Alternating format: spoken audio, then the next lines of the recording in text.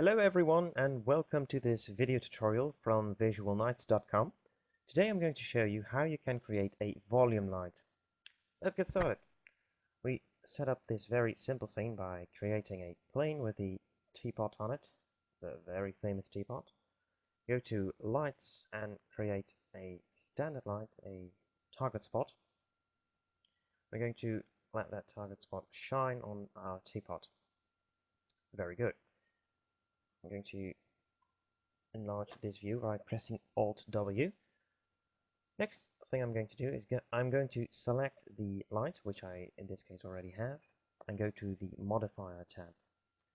First thing we want to do is go to the General Parameters and click on Shadows On. That's the first thing we want to do. Let's have a look at how that looks. Right, zoom in here.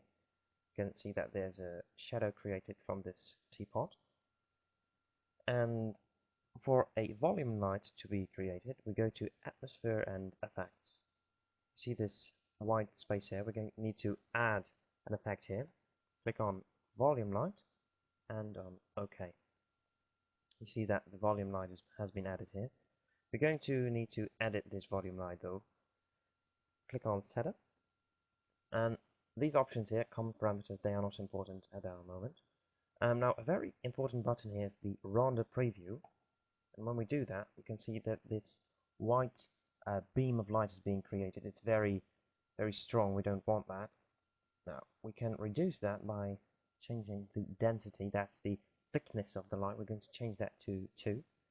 We will also want to change the fog color a little bit, just for this tutorial. Of course you can use your own color, whatever you prefer. You can also switch to a different light. You can pick a light and then the light, well, you get a box with a list with a bunch of lights. You can apply a noise modifier. The noise, when you click on render preview here, you can see that we've changed a bit of this light we had before. Now, I'm going to leave it that way. I'm going to press render button one more time, and you can see the effect it has on the teapot. I'm going to zoom in a little so we can see it a little bit better.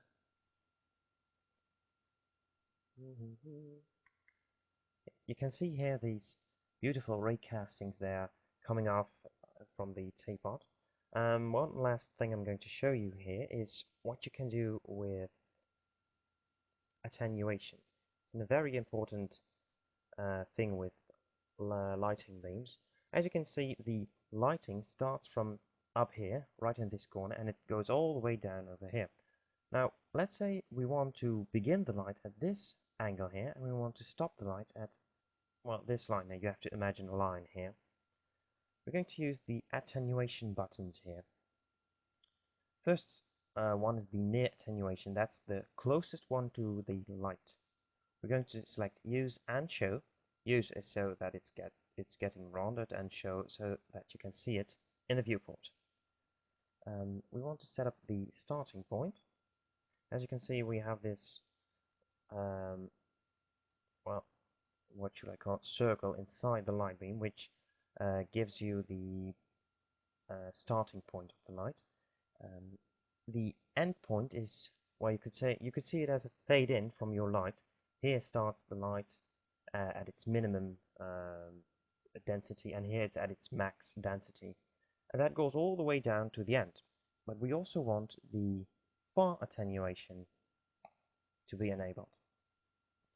Also here we have this ending, and we have the start. We want the start like just behind this teapot, and we want like the ending a little bit behind it. When we click on render now, we have a different scene. Voila.